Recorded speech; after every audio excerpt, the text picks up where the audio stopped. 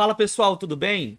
Eu trouxe uma partida aqui para vocês que foi jogada por mim no site Lichess contra um jogador aí de 2505 de rating lá no Lichess, né, de rating da modalidade rápidas, em que eu repeti exatamente o mesmo sacrifício que foi feito pelo Kasparov em uma partida muito semelhante. A gente vai dar uma olhada aqui um pouquinho e eu vou contar a história como foi para vocês, né? Eu tava jogando aqui online uma partida e meu adversário ele jogou um peão da dama, Depois dele ter jogado D4, eu joguei cavalo F6, um lance normal. Dá pra jogar D5 também, eu escolhi jogar cavalo F6. Ele jogou C4. E aqui, pessoal, eu joguei o lance C5. É um lance muito questionado, né, por algumas pessoas, porque tende aí a entrar ou numa defesa Benoni ou no gambito branco. O jogador que estava de brancas, ele avançou.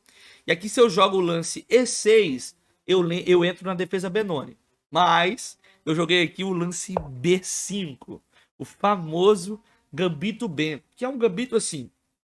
Eu costumo jogar, principalmente online, e já estudei ele algumas vezes, nada muito a fundo, mas é um gambito bem interessante, porque ao contrário dos gambitos normais, como o gambito Evans, gambito escocês, ele é um gambito posicional.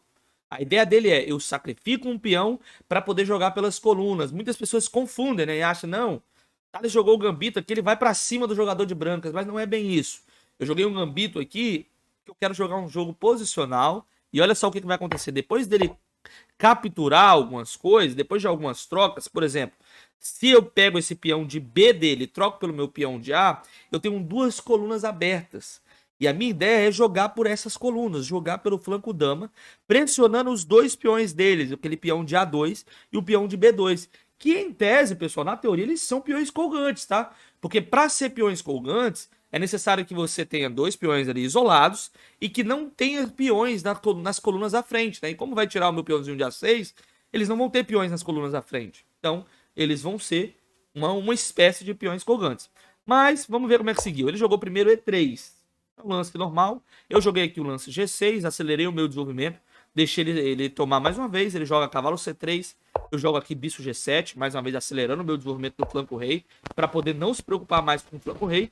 Ele manda dama A4, eu jogo roque, já coloco meu rei em segurança, e agora ele manda E4. Ele vê aqui que o cavalo dele está em C3, ele consegue jogar E4, então ele joga o E4. Eu jogo aqui o lance D6, solidificando a minha estrutura, evitando que ele consiga um avanço E5, por exemplo. Ele joga um cavalo F3, eu mando um cavalo de BD7, desenvolvendo e mais uma vez controlando a casa de E5. Ele joga bispo E2. E aqui eu jogo peão, captura, peão. Ele manda bispo, captura, ou seja, ele teve que gastar um tempo com bispo. E agora eu jogo o lance bispo para casa de A6. Oferecendo a troca dos bispos, já que ele já jogou bispo E2, bispo toma B5. Se ele tiver que capturar em A6, ele vai perder mais um tempo pelo menos, né? Essa é a compensação que eu busco, uma compensação dinâmica, né? No flanco dama principalmente. O jogador aqui das brancas jogou dama C2, eu fiz o lance bispo captura B5, ele jogou cavalo captura B5, e aqui tem uma posição bem interessante, porque depois de dama 5 cheque, meu adversário jogou bispo D2.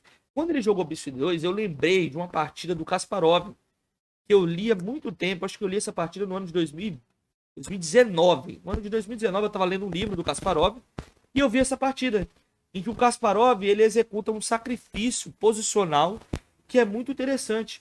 Eu falei, cara, é a mesma posição.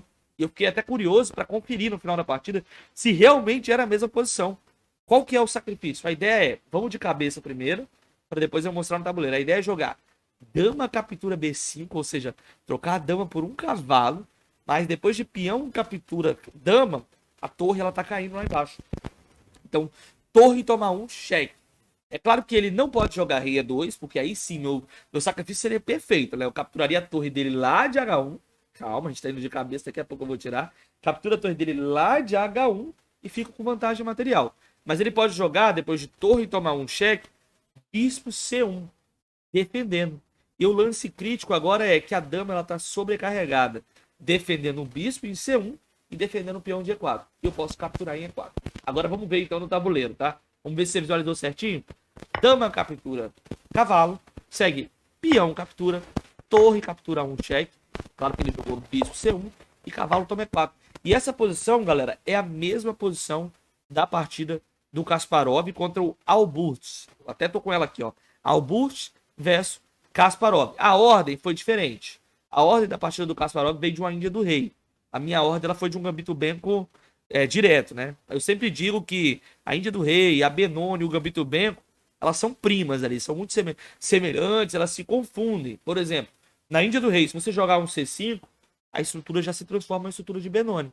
E se depois disso você jogar um B5, já vira um Gambito Benko, né? Então, é muito interessante assim as aberturas no xadrez, né? Como elas podem ali uma transpor para outra, e é sempre necessário você estudar estruturas que combinam com a sua, né?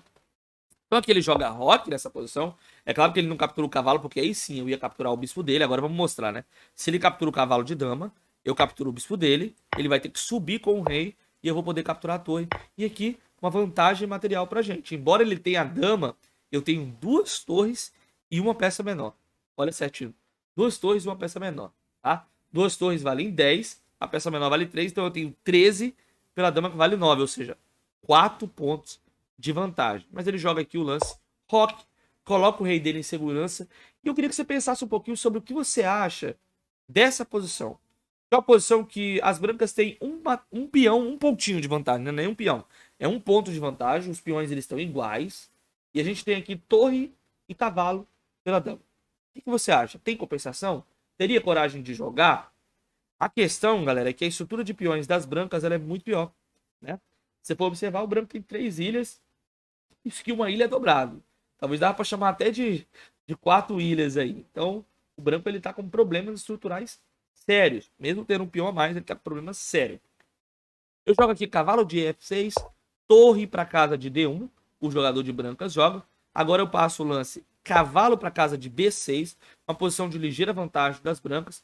O jogador das brancas joga bispo para casa de G5 e eu jogo aqui o lance torre captura D1, que é o lance assim que tira, já perco um pouco da vantagem, da chance que eu tinha de tentar vencer, né? O melhor lance nessa posição seria jogar um torre A2, preparando para pressionar o ponto de B2. Esse lance seria um lance interessante. Mas torre captura D1 seguiu uma posição de igualdade agora. Joga o cavalo captura D5, né? Entenderam por que eu joguei o torre captura D1? Porque o peão de D5 ele estava caindo. Então, em tese, eu já recuperei o peão. E ele ainda tem os problemas estruturais. Mas ele ativou muito bem aqui as peças dele com dama para casa de D2. Eu joguei aqui o lance torre A8 e ele mandou H4, já tentando criar contra-jogo. Eu joguei E6, ele veio aqui com B3, tentando segurar uma posição. E depois de torre A1 cheque, rei H2, torre para casa de B1, ele mandou o lance bom dama D3. Coloca algumas incógnitas para mim aí, porque ele começa a ter ideias de jogar H5, passar pro cavalo, né? A posição ela vai ficando complexa. Torre para casa de B2, ele manda agora rei para casa de G1, voltando, e eu jogo H6, já expulsando esse bicho daí, tirando esse bicho dessa posição.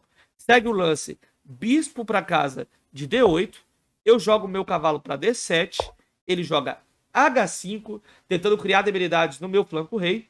Venho aqui com G5, claramente eu não vou capturar para deixar os peões dobrados, eu jogo G5. Ele criou algumas debilidades, mas acho que não é o suficiente para vencer.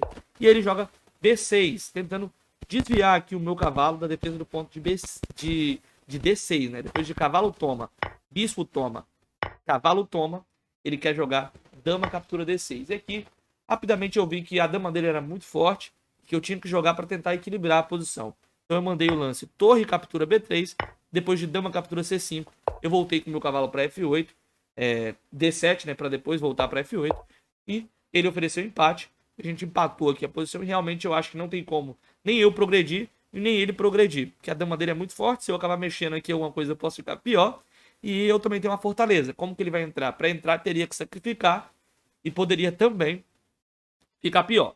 Então a minha partida empatou, a do Kasparov não. Kasparov não perdoou, ele venceu. Vamos ver rapidamente como foi a do Kasparov. Observa que veio de uma Índia do Rei, né, a dele, ó, veio de uma Índia do Rei, uma variante Averbach aqui. Ele joga agora com B5. Inclusive, depois de ter estudado, eu joguei várias vezes na época que eu jogava no Dia do Rei, esse B5 direto também. E aí segue a mesma linha, olha lá.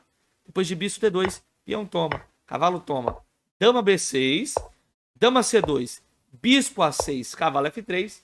O sacrifício ele é bem semelhante, né? A posição, na verdade, ela vai virar a mesma, tá, pessoal?